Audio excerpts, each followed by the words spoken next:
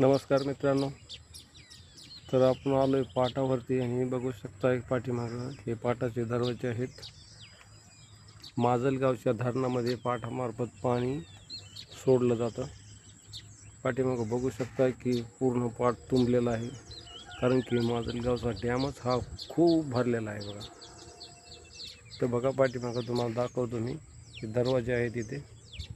पाठीमागे बघू शकता तुम्ही, पाणी पण जात आहे. आता तुंबलेलं आहे सर्व पाणी. तर अशा प्रकारे बघा, महाराष्ट्रामध्ये पावसाची पातळी खूप झालेली आहे, म्हणून पाणी डॅममध्ये पण आता जात नाही, तुंबलेला आहे पाट सध्या. पाठीमागं बघा तुम्ही, डॅम दिसतोय तुम्हाला पाठीमागं, माजलगावचा डॅम. आणि आता इकडं पण बघा पाठीमागं.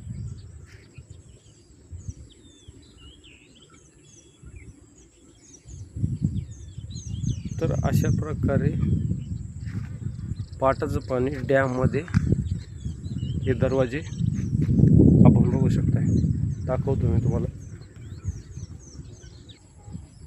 तर बघा मित्रांनो, हे गेट असे उघडले जातात. अशा प्रकारे हे दरवाजे उघडे करून धरणामध्ये पाणी सोडण्यात येतं.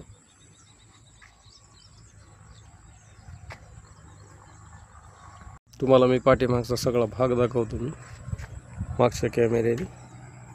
बघू शकताय की हे दरवाजे किती आहेत, 1 2 3 दरवाजे आहेत ते बघा. आणि इकडनं पाणी येतं पाटाचं. आता सध्या तुंबलेलं आहे पाणी जाण्याला चान्सच नाही आता कुठं. आणि इकडं पाठीमागं पण तुम्ही बघा, हेच पाणी धरणामध्ये जातं, डॅममध्ये. तो तिकडे पुढं डॅम आहे बघा समोर. तर अशा प्रकारे आम्ही फिरत आलो होतो मित्रांनो, त्याच्यामुळं हा एक छोटासा ब्लॉग बनवत आहे मी. तर हा पाटाचा ब्लॉग बनवलेला आहे मी. तर बघा पाठीमागं पाणी, आजूबाजूला शेती आहे.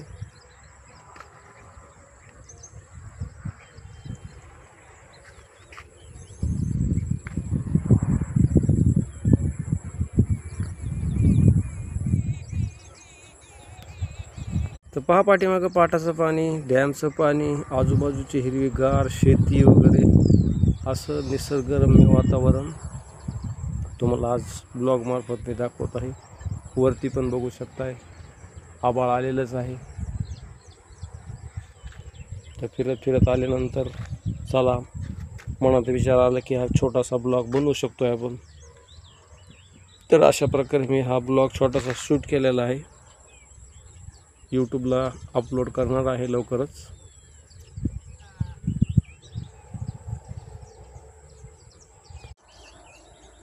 तर बघा मित्रांनो, थेंब चालू झालेले आहेत, थोडे थेंब येत आहेत.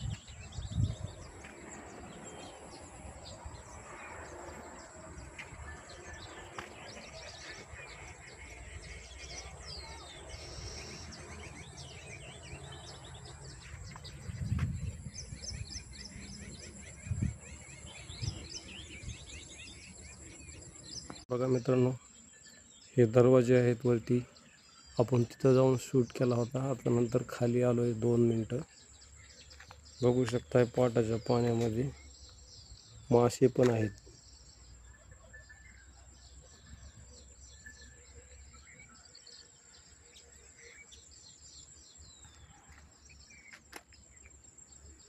तर मित्रांनो,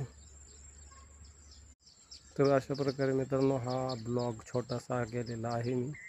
वरती बघू शकताय दरवाजे, पाठीमागं पाटाचं पाणी आणि गेट.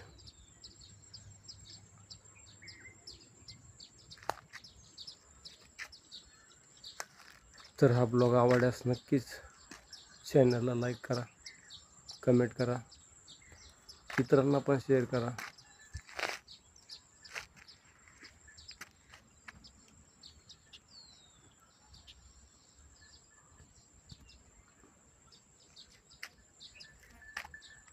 तर थँक्यू मित्रांनो, व्हिडिओ बघितल्याबद्दल खूप आभारी आहे. असाच वॉच करीत जा आणि तुमचे कमेंट्स मला नक्की कळवा. जय हिंद, जय महाराष्ट्र, जय शेतकरी.